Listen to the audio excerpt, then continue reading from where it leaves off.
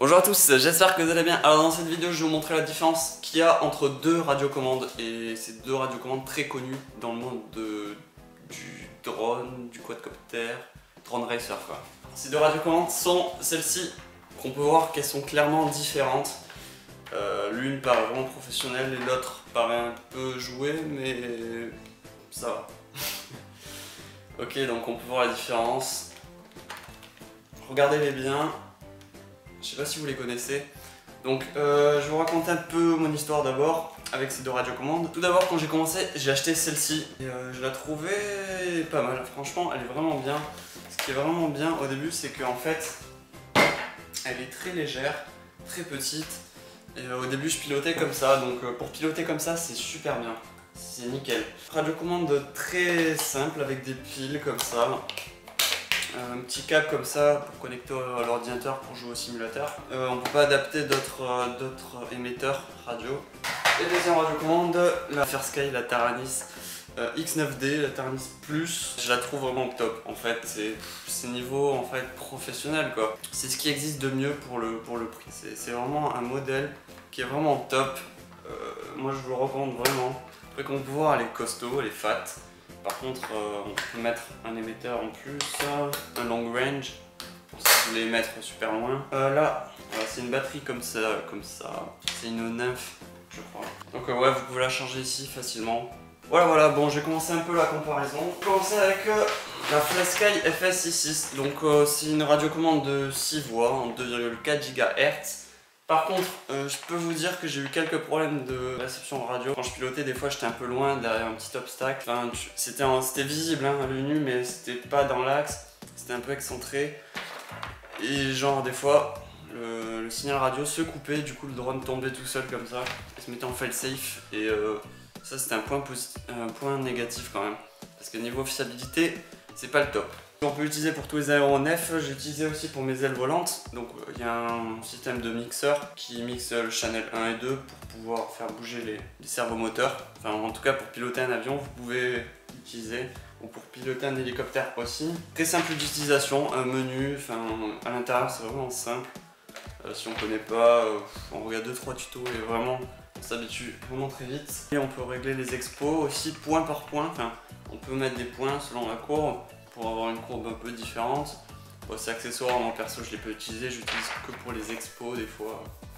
Tout simple. Les gimbals moyens, ouais, ce que je disais c'est que niveau sensibilité et précision à ce niveau là, c'est pas le top. C'est pas le top. Au niveau précision, j'arrivais pas à voir, je sais pas si c'est ma radiocommande qui est un peu défectueuse ou. Je sais pas, en tout cas, mon ressenti n'est pas optimal. Parce que quand j'ai goûté à l'autre, rien à voir, rien du tout. Qu'est-ce qu'il y a d'autre? Une petite taille, comme je vous l'ai dit, et montré, elle est vraiment fine et super légère. Donc ça, si vous voulez la ranger dans un sac et que vous partez souvent en randonnée ou quoi, ça c'est vraiment un point positif parce qu'elle est vraiment très légère.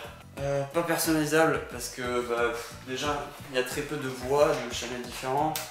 Et en plus, dans le menu, ça offre pas énormément de choses. Cette radiocommande ne parle pas, à l'inverse de l'autre. Ouais, bon, après c'est une radiocommande classique. Et surtout, elle coûte 50 € maximum. Et c'est le gros avantage de cette radiocommande. C'est une radiocommande en gros qui fait le taf, qui est vraiment bien pour débuter, franchement, vraiment bien. Après, si on veut évoluer et qu'on sait qu'on va rester dans cette pratique, c'est pas mal d'utiliser l'autre parce que l'autre, vraiment, elle a une qualité vraiment au-dessus quoi. Pour le prix, c'est juste hallucinant, on peut tout faire avec. Alors la Taranis X9D, c'est une Taranis Plus. Je sais pas s'il y a grand chose qui se modifie entre la Plus et pas la Plus. Donc 16 voix, il y en a 10 de plus, ça change pas mal de choses. 2,4 GHz et j'ai jamais eu de problème avec mon drone qui tombe ou quoi comme avec l'autre. Avec celle-ci, c'était nickel, j'ai jamais eu de problème de réception radio. Tous les aéronefs, donc comme l'autre, on peut faire voler, on peut l'utiliser pour tout. Voilà, avion, hélico, n'importe quoi. Simple d'utilisation, malgré qu'elle ait énormément de fonctionnalités, je trouve que le menu est assez bien fait. On s'y perd pas tellement. Pour modifier des choses simples, c'est assez simple. Et on peut aussi faire des trucs pas mal compliqués. que je ne fais pas tellement parce que c'est pas tellement mon truc, mais on peut faire vraiment plein de choses avec, c'est hallucinant. Je sais pas si, normalement vous avez vu le mien.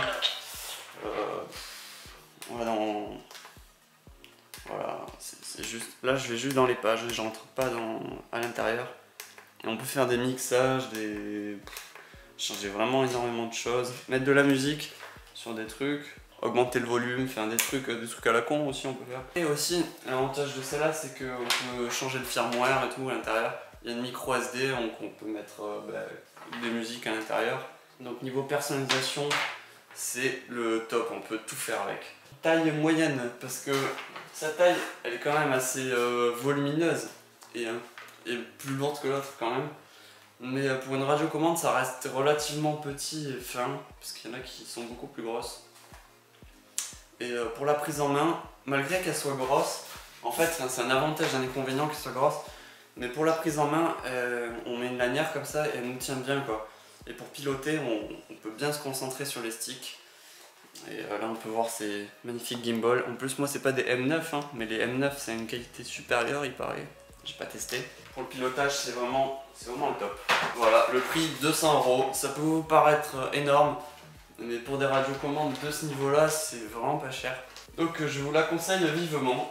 Si vous êtes un débutant, vous avez jamais fait de drone et que vous commencez, vous n'avez pas trop d'argent, je peux vous conseiller celle-là parce qu'elle va faire le taf. Après vous pouvez avoir des petits soucis avec, enfin, voilà, des fois ça capte pas ou quoi, mais bon c'est très rare. Et par contre si vous en avez déjà fait du drone, si vous aimez ça, si vous faites du modélisme, ça c'est vraiment le top, c'est le top niveau, genre vous n'allez pas avoir mieux quoi, hein.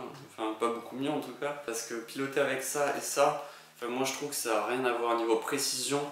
Ça c'est juste fantastique par rapport à ça. Donc j'espère que cette vidéo vous a plu, n'hésitez pas toujours à liker, à vous abonner si ce n'est pas déjà fait. En tout cas moi je vous dis merci et ciao, allez à plus, bye.